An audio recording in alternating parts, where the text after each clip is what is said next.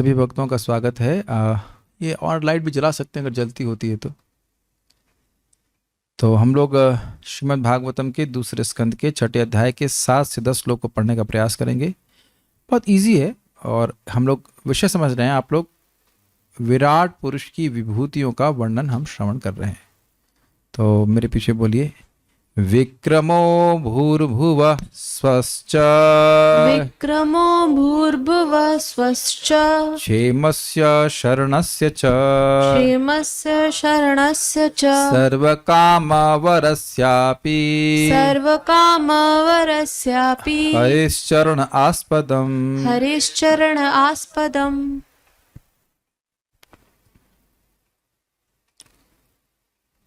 भगवान के अगले डग ऊर्ध्व, अधो तथा स्वर्ग लोकों के एवं हमें जो भी चाहिए उसके आश्रय हैं। उनके चरण कमल सभी प्रकार के भय के लिए सुरक्षा का काम करते हैं। अन्वय देखिए, भूर्भुव, अधो मतलब जितने भी 7 नीचे लोक हैं, तथा ऊर्ध्व जितने भी 7 ऊपर लोक हैं, स्वश्च और स्वर्ग लोकों की, क्षेमस्य अर्थात एवं हमारे पास जो कुछ है उसकी सुरक्षा का, और शरणस्य च भय से रक्षा के उत्पत्ति स्थान, विक्रम अर्थात भगवान के चरण विन्यास है। अर्थात जो भगवान चलते हैं वो है, जो भगवान की चाल है वह सभी लोगों का आश्रय है, और इस जगत में जो भी हमारे पास है वो बना रहे, इसकी भी, इसको क्षेम कहते हैं। और आगे कुछ अनिष्ट ना हो जाए, उसको, उस व्यक्ति को भय प्राप्त होता है तो उससे भी, उससे जो रक्षा है उसको शरण कहा जाता है। भय से रक्षा को शरण कहा जाता है। सर्वधर्मान परित्यज्य मामेकं शरणं व्रज अहम त्वाम सर्व पापेभ्यो मोक्षयिष्यामि मा शुचः। तो हम देख रहे हैं ना कि भगवान कह रहे हैं कि सारे धर्मों को छोड़ के तुम मेरी शरण में आओ, तो उस धर्म छोड़ने के कारण पाप लगने का भय नहीं लगेगा। तो भगवान कहते हैं नहीं, तुमको पाप का कोई भय नहीं, तुमको धर्म छोड़ने के द्वारा लगने वाले पाप का भय नहीं करना चाहिए, क्योंकि मैं तुम्हें सारे पापों से मुक्ति दूंगा। तो आप स्पष्ट समझ में आ गया कि शरण लेने का मतलब है भय से रक्षा। किसी की शरण में है तो भय से रक्षा नहीं हो रही है। जैसे मान लो अभी बारिश हो रही होती तो हम रूम में बैठे हैं तो भीगने के भय से बच जाते हैं। आप बड़ा इस अर्थ को थोड़ा समझने का प्रयास कीजिए। अभी बारिश हो रही थी तो हमको उसे वॉशरूम तक जाना तो आदमी को भय होता, छाता चाहिए। तो छाता क्यों चाहिए? ताकि पानी से बच जाए। तो शरण का मतलब ही है जो भय से बचाए, भय से रक्षा को शरण कहते हैं। बड़ा अच्छा अर्थ लिया गया है। अर्थ तो वैसे हम लोग इंट्यूटिवली समझ ही रहे हैं इसका, इसी प्रकार से मतलब होता है कि शरण का मतलब है कि किसी भय से व्यक्ति की रक्षा हो जाए। लेकिन स्पष्ट श्रीधर स्वामी इसको कहते हैं भय रक्षणम, भयात रक्षणम, भय से रक्षा करने को शरण कहा जाता है।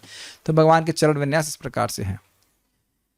ओके, सर्व काम, वह सब जिसकी हमें आवश्यकता पड़ती है, जो कुछ भी हमें प्राप्त हो रहा है अपने जीवन जीने के लिए, वो सब की, वरस्य उनके लिए आवश्यक वरदानों के, अपनी मतलब निश्चय ही, हरे चरण आस्पदम, हरि के चरण ही आश्रय स्थल है। मतलब जो भी हमें चाहिए तो वह वरदान के रूप में प्राप्त हो रहा है कि नहीं। आज आप लोगों ने अनुभव किया था, मैं तो सीधे अनुभव कर रहा था कि कुछ समय के लिए सूरज डाउन था, कितना डिप्रेसिंग लगता है। आपने महसूस किया था अराउंड 4 बजे शाम को, अगर सूर्य के समय सूर्य ना हो तो बड़ा मन एकदम उदास सा हो जाता है।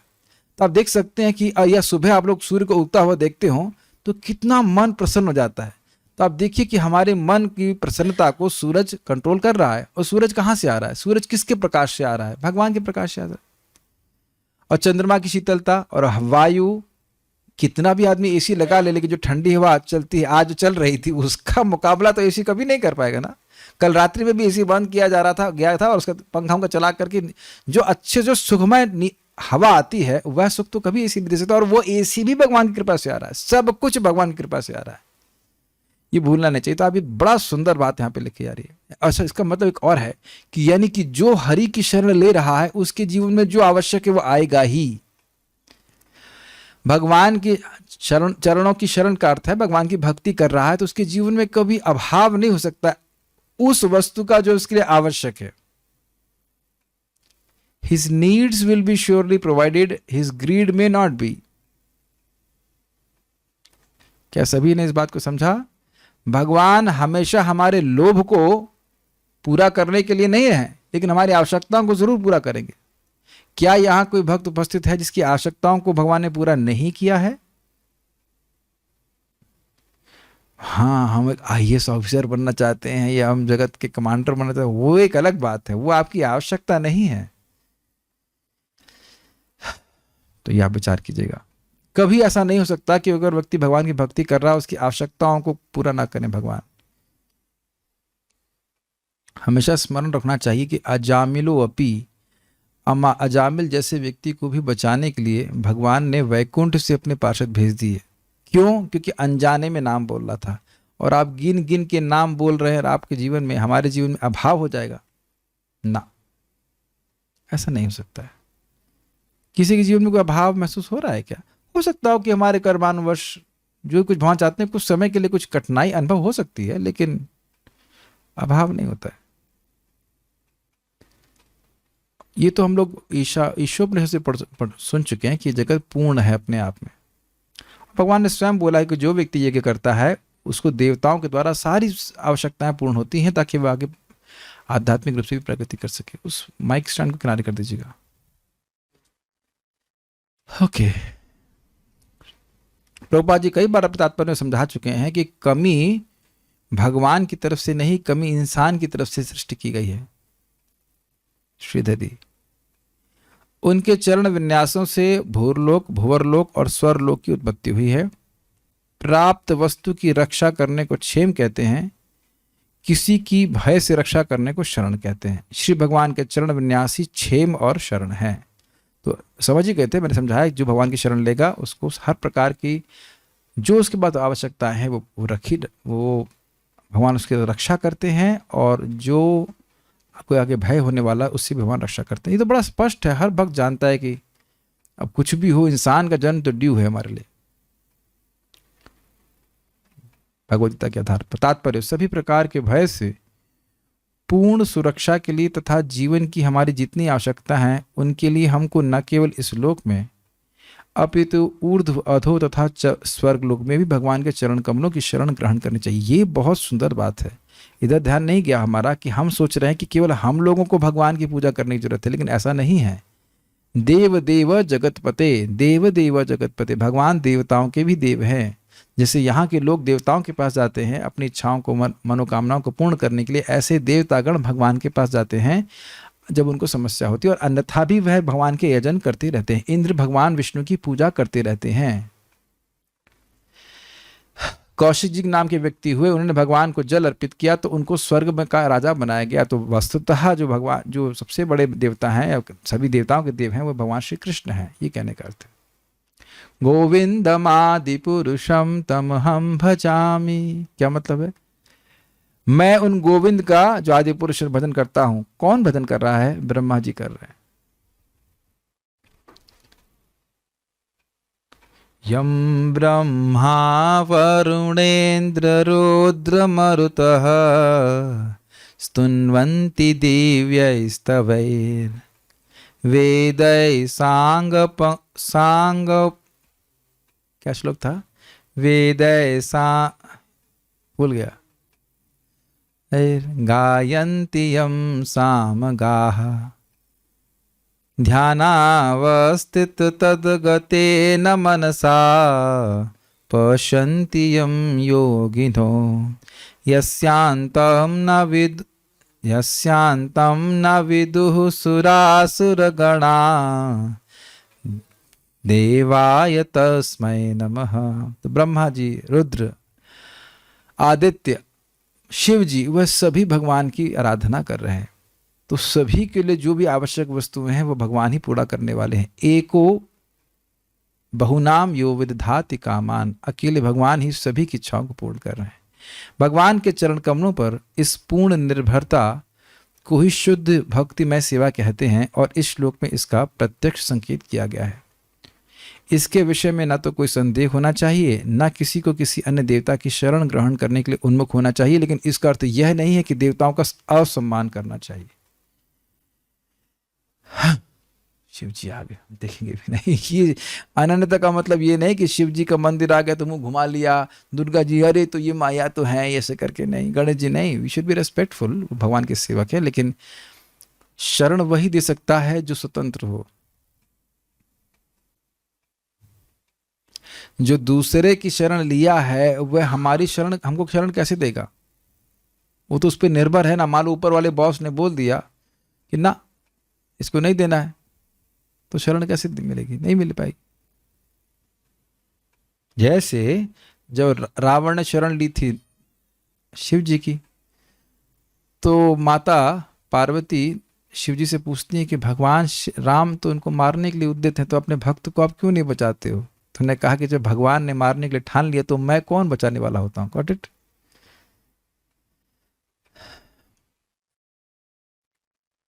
कभी विचार कर लेना चाहिए कि इस जगत में हम जिस किसी की शरण ले रहे हैं उसका सामर्थ्य कितना है। ठीक है, कि वो मैक्सिमम क्या दे सकता है, what protection he can give and for how long. दूसरा एंगल यह है कि इस जगत में जो सहायता और सुरक्षा प्राप्त हो रही है वह भी भगवान की व्यवस्था से हो रही, यह भी देखना है। अकृतज्ञ नहीं होना है। एक माँ का अपने बच्चे के प्रति प्रेम कहां से आ रहा है? भगवान से आ रहा है, तभी माँ अपने बच्चे का ध्यान रखती है ना?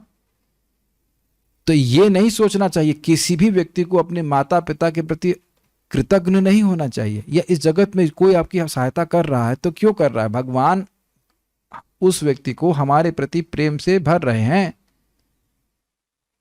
तब तो वो हमारे लिए कुछ कर रहा है। हमसे घृणा करेगा तो हमारे लिए क्यों करेगा, बताइए? तो उस व्यक्ति के प्रति भी कृतज्ञ रहना चाहिए। कृतज्ञता बहुत बड़ा दोष है। ये नहीं कहना चाहिए हम तो भगवान की शरण में, तुम क्या करने वाले हो। नहीं नहीं, कोई आपको रोटी दिया, ये महान व्यक्तियों का हिसाब के मतलब गुण है कि कुछ थोड़ा सा भी उपकार करता है तो जीवन भर उसको मानते हैं। आप बैलेंस कर पा रहे हैं? शरण भगवान है, लेकिन उनकी शरण, उनकी सुरक्षा बहुत सारे अन्य लोगों के द्वारा हमारे जीवन में आती है, और उस उपकार को व्यक्ति को ग्रहण करना चाहिए। सीधे ऐसा तो नहीं कि हम जो भी आज तक प्रवचन सुने हैं सीधे भगवान से सुने हैं, या और भी कोई। अब सीधे भगवान हमारे प्लेट में डाल खाना डालते हैं, एक दृष्टि से हाँ सही बात है, उस व्यक्ति को भी शक्ति भगवान ही दे रहे हैं, लेकिन इसका अर्थ यह नहीं कि उस व्यक्ति की हम प्रति कृतज्ञता को छोड़ दें। ये कभी नहीं करना चाहिए, कभी भी नहीं करना चाहिए। भगवान स्वयं माता देवकी और वसुदेव के सामने जब आते हैं तो कहते हैं, माँ आपका कितना उपकार हमारे पर है, लेकिन हमारा कितना दुर्भाग्य कि हम आपकी सेवा नहीं कर पाए। बड़ी अच्छी भावना है ये कृतज्ञता की भावना। जो महान संत पुरुष होते हैं वह हमेशा दूसरों के द्वारा किए गए उपकारों को स्मरण करते हैं। देखिए, ऐसा नहीं कि मेरे पास एक गुण है, there are certain qualities which I am aspiring for. बड़ा कठिन है कृतज्ञता। ऐसा बोलना बड़ा आसान होता है, लेकिन हम पर कितने लोगों का उपकार है अब तक, और व्यक्ति तुरंत एक क्षण में भूल भी जाता है। मैं भूल जाता हूँ, इज इट नॉट? ऐसा नहीं कि मैं बोल रहा हूँ तो ये आ ही गया है, लेकिन हम एक बात की चर्चा कर रहे हैं कि जो हम पर बहुत सारे उपकार किए गए हैं, और सबसे बड़ा उपकार तो श्रील प्रभुपाद जी का है, अपनी पुस्तकों दिए हैं, अपने उनके अनुयायियों का है, जो हमें कृष्ण भावनामृत आंदोलन दिए और प्रभुपाद का ज्ञान दिए। और प्रभुपाद जी कहते हैं इसका आप प्रतिकार पूर्ण आप हो ही नहीं सकते हो। एक ही तरीका है अपने गुरु महाराज के प्रभुपाद जी के ऋण को से ऋण होने का, अगर कोई संभावना है कि हम स्वयं कृष्ण भावना का प्रचार करें। There is no other way to repay this thing. खैर, हम बात यहाँ पे एक पॉइंट टेंजेंट लेकर समझाया मैंने आपको, अभी पॉइंट वापस पे आ रहा है कि किसी देवता की शरण ग्रहण करने के लिए उन्मुख नहीं होना चाहिए, क्योंकि वे सब भगवान पर ही आश्रित हैं। भगवान की सेवा करना चाहिए। भगवान के अतिरिक्त प्रत्येक जीव भगवान की दया पर आश्रित है, यहाँ तक कि सर्वव्यापी परमात्मा तक भगवान के परम स्वरूप पर आश्रित है। समझते ही हैं, भगवान कृष्ण के ही विस्तार है क्षीरोदकशय विष्णु, जो कि परमात्मा है, तो वह भी भगवान कृष्ण के ऊपर आश्रित है। आगे पढ़िए। अपाम वीर्यस्य सर्गस्य पर्जन्यस्य प्रजापतिः। अपां वीर्यस्य सर्गस्य पर्जन्यस्य प्रजापतेः। पुंसः शिश्न उपस्थस्तु प्रजात्यानंद निवृत्तेः। पुंसः शेषण उपस्थस्तु प्रजात्यानंद निर्वृतेः। भगवान के जननांगों से जल, वीर्य, सृष्टि, वर्षा तथा प्रजापतियों का जन्म होता है। उनके जनानंग उस आनंद के कारण स्वरूप हैं जिससे जनन के कष्ट का प्रतिकार किया जा सकता है। अन्वय पुंसः मतलब उन भगवान के, शिष्ण यानी जननांग से, अपा यानी जल का, वीर्य से मतलब वीर का, सर्ग से मतलब सृष्टि का, पर्जन्य से अर्थात वर्षा का, और प्रजापति अर्थात प्रजापतियों का जन्म होता है। प्रजापति मतलब ही जो प्रजा का जन्म करने वाले हैं। प्रजात्यनंद संतान उत्पत्ति के लिए किए जाने वाले संभोग, इस छेद स्वामी अर्थ लेते हैं, जो सुख है उसका, निवृत्ति और उसके ताप की हानि कराने वाला जो सुख है उसका उत्पत्ति स्थान, उपस्थतु भगवान की उपस्थ इंद्रिय है। कहने का अर्थ यह है कि जो व्यक्ति को संतान उत्पन्न करने में बहुत कष्ट होता है, प्रभुपाद इस बात को तात्पर्य में बोलेंगे, मैं खाली पढ़ दूंगा आगे, और उसके बाद पालने में तो और कष्ट होता है, कै कै पै पै बहुत कष्ट होता है और होता ही है, बस उससे अधिक कुछ नहीं बोलना है। लेकिन अब फिर भी व्यक्ति संतान उत्पन्न करता है, क्यों? क्योंकि ये प्रभुपाद ने व्याख्या कर दी उसके लिए। प्रभुपाद जी कहते हैं, अब प्रभुपाद जी कहते हैं कि किसी स्त्री को संतान उत्पन्न करने में बहुत कष्ट होता है, अब प्रभुपाद जी से बोल रहे हैं, और कहते हैं वो शायद वो कभी कभी वादा भी करती कि दोबारा आप संतान नहीं करोगे, लेकिन फिर इसी प्रकार के सुख के कारण, सुख की कुछ क्षणिक सुख के अनुभव करने के कारण व्यक्ति दोबारा संतान उत्पन्न करता है तो कष्ट बहुत अधिक, लेकिन अब जो भी है तात्पर्य को है सामने तो पढ़ लेना। जननांग तथा जनन का सुख पारिवारिक भार के कष्टों को संतुलित करता रहता है। समझ में आया? इधर कष्ट बहुत ज्यादा है, लेकिन अब ये थोड़ा सुख मिल गया तो इस कारण से व्यक्ति इसको ग्रहण करता है। यदि भगवत कृपा से जननांगों के ऊपर एक आनंद प्रदायक वस्तु का आवरण ना हो तो जनन क्रिया बंद हो जाए। इतना मेहनत क्यों करेगा व्यक्ति? यह वस्तु इतना प्रखर आनंद प्रदान करती है कि इससे पारिवारिक भार का कष्ट भूल जाता है। पुरुष इस आनंददायक वस्तु से इतना मोहित हो जाता है कि वह एक ही संतान को जन्म देकर संतुष्ट नहीं होता, अपितु संतानों की संख्या बढ़ाता जाता है और इस आनंददायक वस्तु के कारण ही उनकी पालन पोषण में कठिनाई उठाने का झंझट अपने सिर पर ले लेता है। किंतु यह आनंददायक वस्तु मिथ्या नहीं होती, क्योंकि यह भगवान के दिव्य शरीर से निकलती है। दूसरे शब्दों में आनंद प्रदायक वस्तु वास्तविकता है, लेकिन भौतिक संसर्ग के कारण उसने भौतिक कल्मश ग्रहण कर लिया है। भौतिक जगत में भौतिक संसर्ग के कारण विषय जीवन अनेक दुखों का कारण बनता है। अतएव भौतिक जगत में ऐसे जीवन को आवश्यकता से अधिक प्रोत्साहन नहीं देना चाहिए। भौतिक जगत में भी संतान उत्पन्न करने की आवश्यकता है, लेकिन संतान उत्पत्ति का कार्य आध्यात्मिक मूल्यों का पूर्ण उत्तरदायित्व निभाते हुए करना होगा। जीवन के आध्यात्मिक मूल्यों को भौतिक जगत में मानव रूप में ही साकार बनाया जा सकता है और मनुष्य को आध्यात्मिक मूल्यों के प्रसंग में ही परिवार नियोजन करना चाहिए, अन्यथा नहीं। संतति निरोधक के उपयोग के द्वारा परिवार नियोजन अत्यंत घृणित है और भौतिक संदूषण का अत्यंत स्थूल रूप है। अब देखिए, इस तरह की बात हम कभी सुनते नहीं समाज में, है ना? ये जो भी निरोध है जो करने के लिए बोला जा रहा है, उस कारण से व्यक्ति भले ही बच्चों को पैदा ना करने के झंझट से बच जाए, बच्चों को पैदा करने के झंझट से बच जाए, लेकिन उस पाप को के कारण जो दुख उत्पन्न हो रहा है उसको भोगने के झंझट से नहीं बच पाएगा। यहां है इसलिए मैं बोल रहा हूं, बात यही है।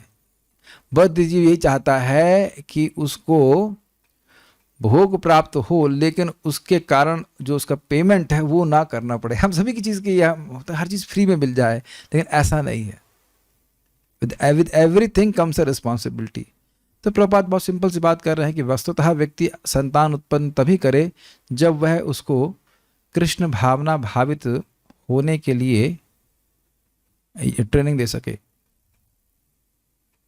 ये बात बोल रहे हैं, तो सहज रूप से परिवार नियोजन हो जाता है, अन्यथा ये सब का उपयोग करना अत्यंत घृणित है। कभी नहीं सोचना चाहिए हम लोगों को कि पाप करके व्यक्ति बच जाएगा, और ये भावना होना कि पाप कर लेंगे और उसके बाद उसको हरि कृष्ण से काट लेंगे तो ये और बड़ा पाप है। ये विचार करना चाहिए। प्रभुपाद जी के तात्पर्य सामने है, बाकी आप लोग बुद्धिमान हैं। जो भौतिकतावादी इन उपायों का उपयोग करते हैं वे कृत्रिम विधियों द्वारा जननांग के ऊपर आवरण की आनंद शक्ति का पूरा उपयोग करना चाहते हैं और इसके आध्यात्मिक महत्व को नहीं जानते। और आध्यात्मिक मूल्यों के ज्ञान के बिना कम बुद्धिमान व्यक्ति जननांगों का उपयोग केवल भौतिक इंद्रिय आनंद के लिए करना चाहता है। और इस प्रकार से वह बहुत सारे दुखों को भोगने के लिए रास्ता बना लेता है। देखिए, मैं यहाँ पे जब बैठता हूँ तो प्रभुपाद जी की बात को रिपीट करता हूँ ताकि मैं भी सुनूं और आप सब लोग भी सुने, इसलिए कुछ इसमें रोष नहीं प्रकट कीजिएगा। प्रभुपाद जी कहे थे, अभी तात्पर्य में सुन रहा था, भोग चाहे वैध हो अर्थात अपनी पत्नी के साथ, या अवैध हो अर्थात वैश्या के साथ, वह दुखों का ही कारण बनता है। ये ही संस्पर्श जा भोगा दुख योनय एवते आद्यंतवंत कौन्तेय न तोषि रमते बुधा। और बारंबार माया हमको उल्टा ही प्रीचिंग करने का तैयार में लगी रहती है कि ना ना ना ना ना ना, भोग करने में तो बहुत सुख है। देखिए, सुख की इच्छा गलत नहीं है, ये जीव की स्वरूपगत इच्छा है क्योंकि हम आनंदमय हैं। लेकिन कठिनाई यह है कि भक्ति करता नहीं है अगर कोई व्यक्ति और भक्ति का सुख उसको प्राप्त नहीं है, या साधक की अवस्था में भी दिक्कत हो जाती है कि भक्ति का वह सुख तो अब उसको प्राप्त नहीं जो शास्त्रों में वर्णित है ना। प्रहलाद महाराज कह रहे हैं कि भाई अब ब्रह्मानंद का सुख भी भक्ति के आनंद के सामने कुछ भी नहीं, भक्ति का आनंद सागर के समान है, ब्रह्मानंद एक ड्रॉप के समान है। तो इस कारण से ये संघर्ष तो साधक को झेलना ही पड़ेगा। इसीलिए तो भगवान गीता में कह रहे हैं, काम क्रोध, क्या श्लोक है वो, प्राक शरीर विमोक्षणात् काम क्रोध उद्भवम वेगम शक्नोति है व यह सोडुम प्राक शरीर विमोक्षणात् काम क्रोध उद्भवम वेगम सयुक्तः स सुखी नरः। बहुत सुंदर श्लोक है। शक्नोति इह एव, इसी जगत में, शक्नोति जो सहता है, शक्नोति मतलब सहन कर सकता है, शक्नोति जिसको समर्थ है, शक्नोति इह एव यह सोडुम मतलब सहन, जो सहन करने में समर्थ है। किसको? काम क्रोध उद्भवम वेगम, काम और क्रोध से उत्पन्न होने वाले वेग को। स युक्तः, ऐसा व्यक्ति युक्त है, योगी है, दिव्य है। स सुखी नरः, वह सुखी है और वही इंसान है। स सुखी स नरः, क्या स्टैंडर्ड है भगवत गीता का। अब इस पर श्रीधर स्वामी कहते हैं, प्राक शरीर विमोक्षणात् का अर्थ क्या हुआ? बड़ा सुंदर अर्थ लिया गया। क्या अर्थ है? कह रहे हैं कि देखो, यहां कोई व्यक्ति हल्का सा दिया सलाई मार देगा तो गुस्सा आ जाएगा, अरे को अग्नि मारते हो, गुस्सा हो जाएगा कि नहीं। लेकिन शरीर छोड़ने के बाद अपने ही पिता को पुत्र अग्नि देता है, लेकिन पिता बिल्कुल रोष उत्पन्न नहीं करता। तो इस जगत में क्रोध प्रकट करने के बहुत से कारण उपस्थित होंगे, लेकिन सहे। और अपनी ही पत्नी, मान लो किसी की युवावस्था में मृत्यु हो जाए तो उसकी पत्नी ही उसके शरीर को आलिंगन करती है, लेकिन अब कोई काम विकार उस शरीर में नहीं होता। तो ऐसा स्थिति व्यक्ति को आ जाए तो इस प्रकार से सहन करना होगा। तो आप व्यक्ति कहेगा तो बड़ा दुख में है, लेकिन भगवान कहते हैं नहीं, दुख में नहीं है, सयुक्त स सुखी न रह, ऐसा व्यक्ति सुखी है। अब इसका अर्थ यह नहीं कि मैं परफेक्ट हो गया हूं, मैं तो आपको बता रहा हूं, मैं एस्पायर कर रहा हूं। गीता देखिए, शास्त्र हमेशा जब हम पढ़ते हैं तो हमें गैप दिखता है, देखिए ये स्टैंडर्ड है और मैं यहाँ हूं, ये स्टैंडर्ड है मैं यहाँ। पर्वत में भी ऊंचा दिखता है तब ऊपर चढ़ता है, नीचे देखने वाला व्यक्ति ऊपर नहीं चढ़ सकता है। वो देख रहा है इतना मेरे ऊंचाई पहुंचने में इतना गैप है। कभी गए हैं आप लोग वहां पे वैष्णो देवी? कभी नहीं गए होंगे, जो भक्ति में आने से पहले आप लोग, मैं तो गया हूं, तो वहां दिखता रहता है इतना ऊंचा है, इतना ऊंचा है, इतना ऊंचा, तब आदमी ऊपर चढ़ पाता है। इसीलिए प्रभुपाद जी कहते हैं नवसिखिया भक्त मतलब वह शास्त्र श्रवण नहीं करना चाहता है, ताकि भक्ति का जो सच्चा मानदंड है वो ना जान पाए। ये हमें हमेशा स्मरण करना होगा कि भोग का किसी प्रकार का संस्कार हमारे चित्त पे छाप देता है और वो इच्छा आ जाती है, फिर उसे दोबारा शरीर ग्रहण करना पड़ता है। ये बात है। ओके, ठीक है। तो अब ये सब बातें तो प्रभुपाद जी समझाएंगे, इसीलिए बोला गया है कि एक ब्राह्मण का जीवन में हमारे होना बहुत जरूरी है। श्री प्रभुपाद जी हमको समझा रहे हैं क्या करना है। एवरीथिंग एल्स इज यथा इच्छा से तथा करो। आगे पढ़ते हैं। पायुर्यमस्य मित्रस्य परिमोक्षस्य नारद, पायुर्यमस्य मित्रस्य परिमोक्षस्य नारद, हिंसाया निरतेर्मृत्यो निरयस्य गुदं स्मृतः, हिंसाया निरतेर्मृत्योर्निरयस्य गुदं स्मृतः। पायुर्यमस्य मित्रस्य परिमोक्षस्य नारद, पायुर्यमस्य मित्रस्य परिमोक्षस्य नारद, हिंसाया निरतेर्मृत्योर्निरयस्य गुदं स्मृतः, हिंसाया निरतेर्मृत्योर्निरयस्य गुदं स्मृतः। हे नारद, भगवान के विराट रूप की पायुर इंद्रिय अर्थात मल निकास करने की इंद्रिय, मृत्यु के नियामक देव एक, मित्र दूसरा, और गुदा द्वार का धाम है अर्थात उद्गम स्थान है। ये तीन है। मैं यहाँ भ्रमित हो गया था कि मित्र और मृत्यु के नियामक देवता एक है क्या? न न न, मृत्यु के नियामक देवता गुदा द्वार के अधिष्ठाता देवता हैं और उनके असिस्टेंट हैं मित्र। क्योंकि 2.5.30 में हम लोग पढ़ चुके हैं कि मित्र गोदा द्वार के कंट्रोलर। तो दो कंट्रोलर नहीं है, एक होता है ना मैनेजर असिस्टेंट मैनेजर, तो दो मैनेजर लगे हैं इस प्रकार से। और भगवान का गोदा द्वार ईर्षा, दुर्भाग्य, मृत्यु, नरक आदि का स्थान माना जाता है। में देखिए नारद मतलब नारद, पायु यानी भगवान के विराट रूप की पायुर इंद्रिय, यमस्य मृत्यु के नियामक देवता, मित्रस्य मित्र अर्थात पायु के नियामक देवता, असिस्टेंट नियामक देवता, परिमोक्षस्य मोक्ष मतलब छोड़ना, परि मतलब परित्याग, मोक्ष मतलब ये मल द्वार का उद्गम स्थान है। इस तरह से होता है, कितना रिफाइंड लैंग्वेज है। परिमोक्षस्य हिंसाया यानी ईर्षा, दूसरों को कष्ट देना, निरते अर्थात अलक्ष्मी अर्थात दुर्भाग्य, दरिद्रता, मृत्यु मतलब मृत्यु का, निरयस्य अर्थात नरम का उद्गम स्थान, कुदम स्मृतः गुदा द्वार समझा जाता है। तो एक है इंद्रिय और एक है इंद्रिय का गोलक, इस तरह से व्याख्या की जा रही है। जो इंद्रिय है उनकी पायु इंद्रिय, वह है मित्र और यमराज और मल द्वार का उद्गम स्थान है, और जो गुदा द्वार विराट पुरुष का है वह हिंसा, मृत्यु, निरय और हिंसा, निरति, मृत्यु और निरय का स्थान है। ये बात बोली जा रही है। अब यहां थोड़ा सा टीका है सारार्थ-दर्शनी। पायु मल त्याग की इंद्रिय है और गुदम पायुर गोलक है। जैसे कि चक्षु इंद्रिय और चक्षु गोलक, ये दो अलग अलग चीज हैं। ये सॉकेट जो है वो है गोलक, और जो इंद्रिय है जिसके द्वारा कह सकते हैं सॉफ्टवेयर, सॉफ्ट कॉप सिस्टम है, जो सॉफ्टवेयर है जिसके द्वारा सूक्ष्म भाव है, सूक्ष्म इंद्रिय है जिसके द्वारा कि वो कार्य हो रहा है, वो अलग होती है। ये बात पहले भी समझाई जा चुकी, फिर समझा रहे हैं यहाँ पे। निरते अर्थात अलक्ष्मी अर्थात धन नहीं होना। मृत्यु पायुर इंद्रिय के अधिष्ठाता देवता को इंगित करता है। हालांकि पूर्व श्लोक में भागवत में 2.5.30 में यह इंगित किया गया था कि मित्र गुदा के अधिष्ठाता देवता हैं। तब ये कैसे? ये पढ़ चुके हैं हम लोग। वहां पे श्लोक है, दिखाता हूं, श्लोक दिखा दूंगा। यहां पे आप दिखा पाएंगे कि नहीं, भागवत अध्यापन में जाकर के आप सर्च कीजिए। और इसका सर्च 2.5.30, यस। तो वहां पे देवताओं की सृष्टि के संबंध में बोला गया था। देखिए, वैकारिकान मनोजगे देवा वैकारिका दश दिग्वातार्क प्रचेतोश्वी वहनिंद्रोपेंद्र मित्र काह। वैकारिक आत अर्थात सत्वगुणी अहंकार से मन यानी मन तथा उसके अधिष्ठाता चंद्र देवता, यज्ञ अर्थात उत्पन्न हुए थे, दिक् मतलब दिशाओं के अधिष्ठाता देवता, वात मतलब वायु के अधिष्ठाता, प्रचेता मतलब वरुण, अश्वी यानी अश्विनी कुमार, वोहनी अर्थात अग्निदेव, इंद्र मतलब स्वर्ग के राजा इंद्र, उपेंद्र मतलब स्वर्ग के पूजनीय अर्चा विग्रह अर्थात यहाँ पे एक दूसरे देवता के बारे में बात हो रही थी, वामन देव के बारे में बात नहीं हो रही थी। और मित्र 12 आदित्यों में से एक, यानी कि ये देवता का नाम है जो कि गोदा द्वार को कंट्रोल करते हैं, ये कहने का अर्थ था। और का मतलब प्रजापति ब्रह्मा।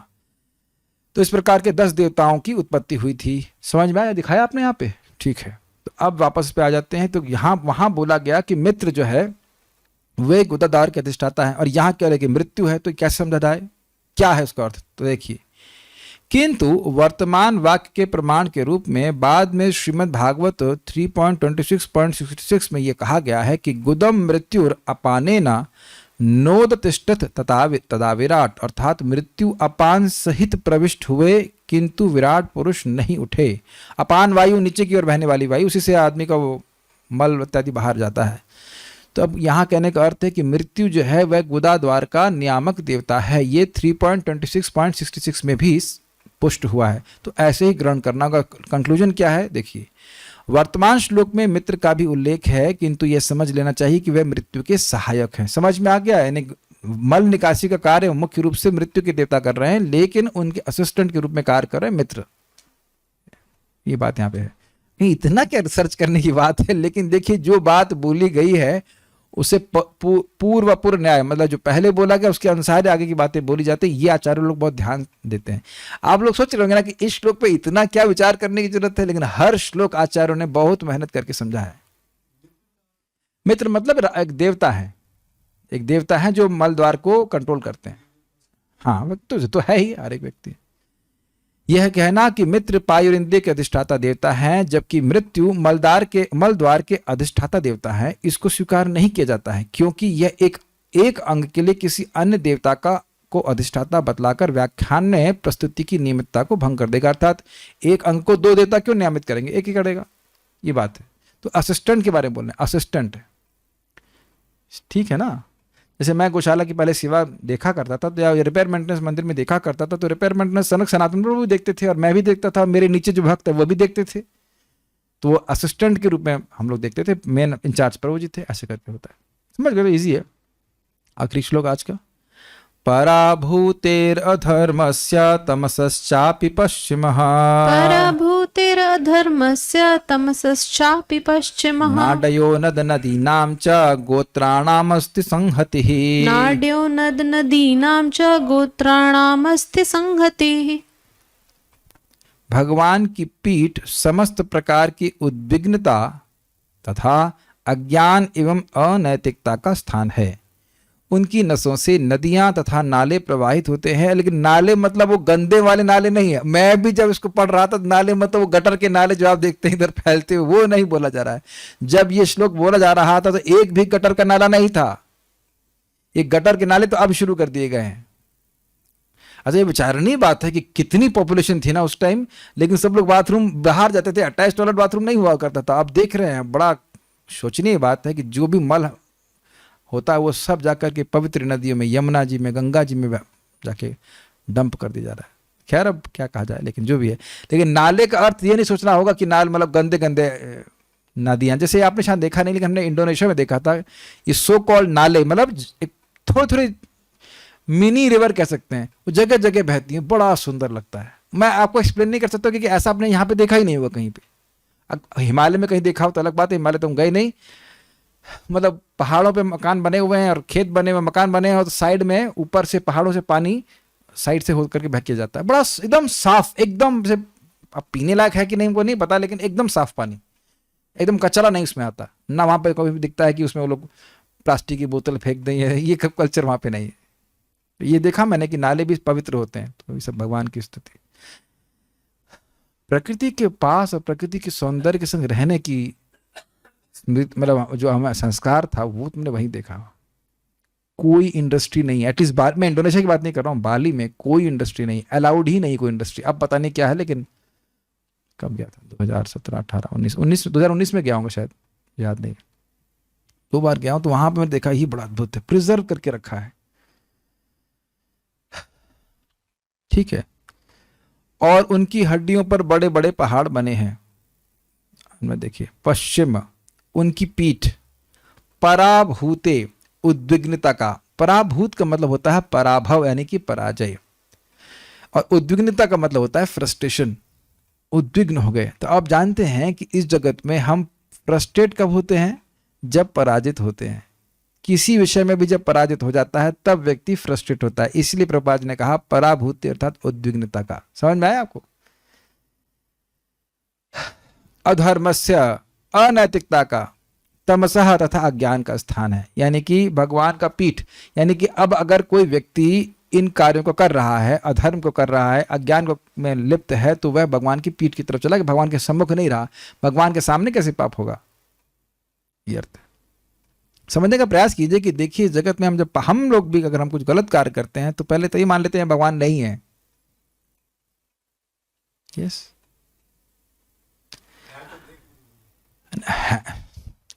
ऐसे भगवान अंधे हैं कि हैं कि नहीं देख रहे हैं, ऐसा तो ना हो सकता। बताइए, हैं मतलब ये मान रहे हैं कि नहीं है यहाँ पे, यहाँ इस स्थान पे अब नहीं भगवान, तभी तो ना कुछ गलत कर रहे हैं। भगवान के सामने गलत करने का साहस तो हम में भी नहीं है, इसलिए भगवान को 0 कर देते हैं एटलीस्ट वहां उस समय के लिए।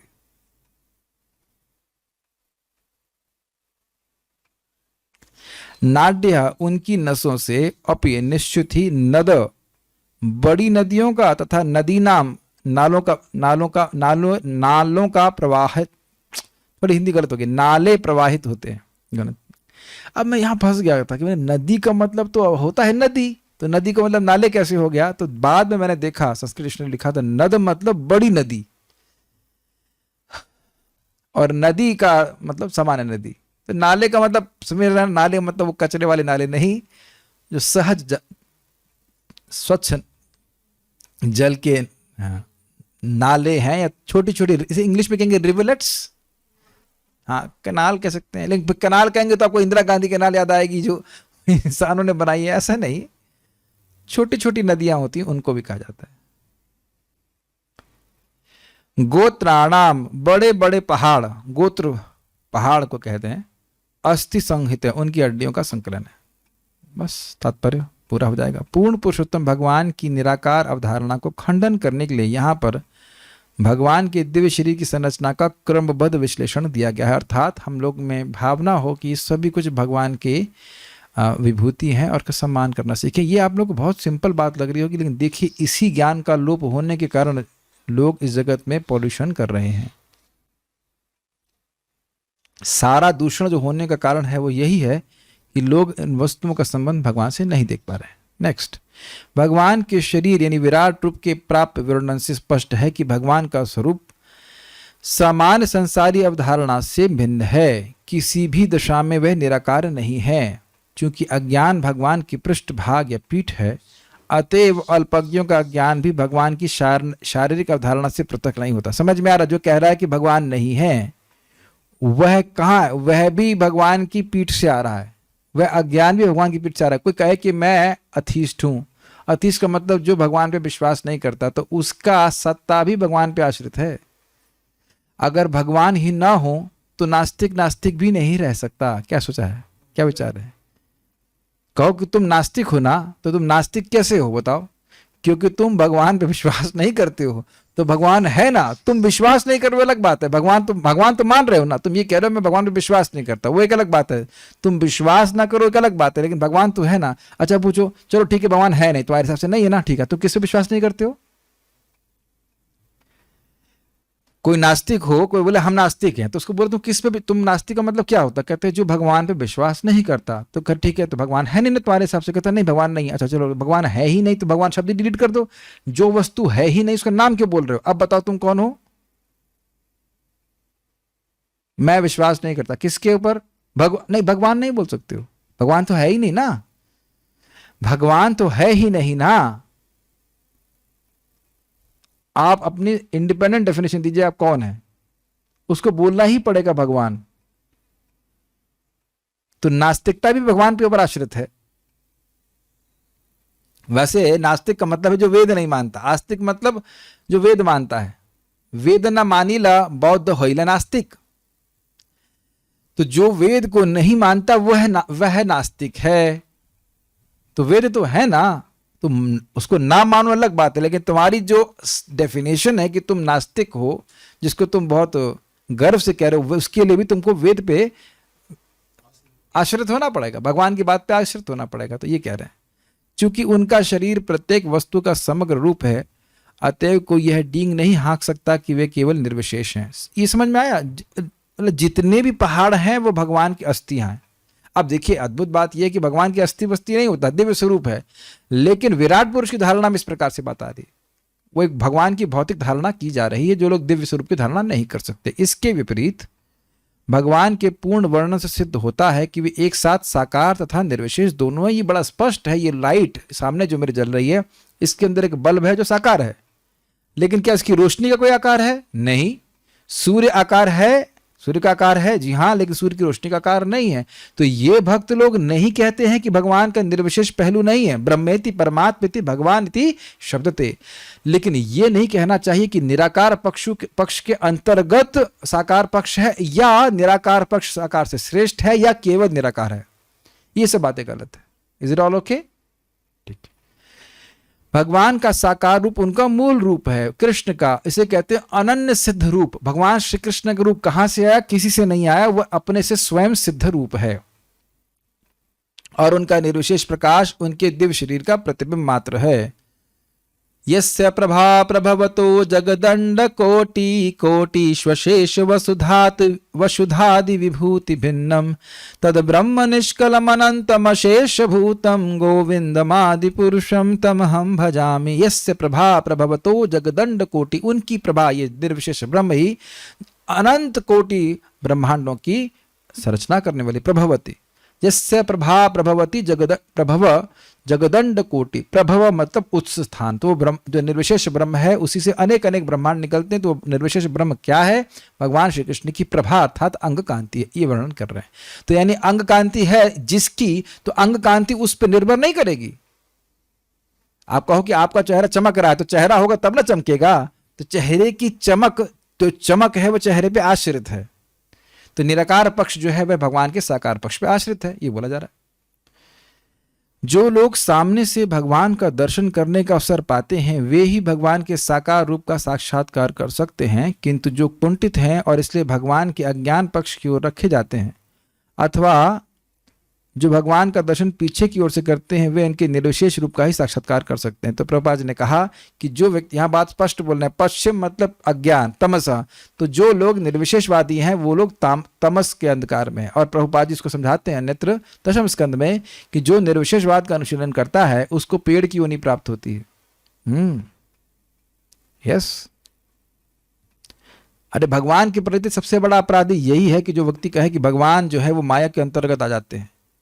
तो जो भगवान के सामने दर्शन करते हैं, और आप लोग मंगल आरती में पीछे जाके दर्शन करते हैं क्या? कभी कभी कोई नहीं, कभी सोचा ही नहीं होगा कि पीछे जाकर क्या करेंगे। और बल्कि ये रीति भी नहीं कि भगवान के पीछे जाके प्रणाम किया जाए, आपको पता है ये एटिकेट नहीं है। भगवान के सामने से प्रणाम किया जाता है।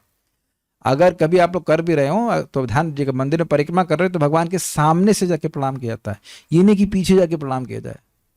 It is not a proper attitude. Okay, so will stop here. कोई प्रश्न है नहीं, इजीली आप समझ में आ गया होगा। झरने कह सकते हैं आप। देखिए, झरना में पानी गिरता है तो आप ये नहीं कह सकते कि वो सुंदर नाले हैं। देखिए, कोई वस्तु देख करके समझ में आता है तो पैसा खर्च कर सकते हैं आप लोग। जाइए, 30,000 रुपये में शायद आना जाना हो जाता है। वाली घूम के आइए, 3 मंदिर है, आप बता देना, हमारे मित्र वहाँ के प्रेसिडेंट हैं, रहने को मिल जाएगा। किसी को घूमने जाना हो तो बता सकते हैं। सिंगराजा और बह 2 जगह हमारे मित्र हैं।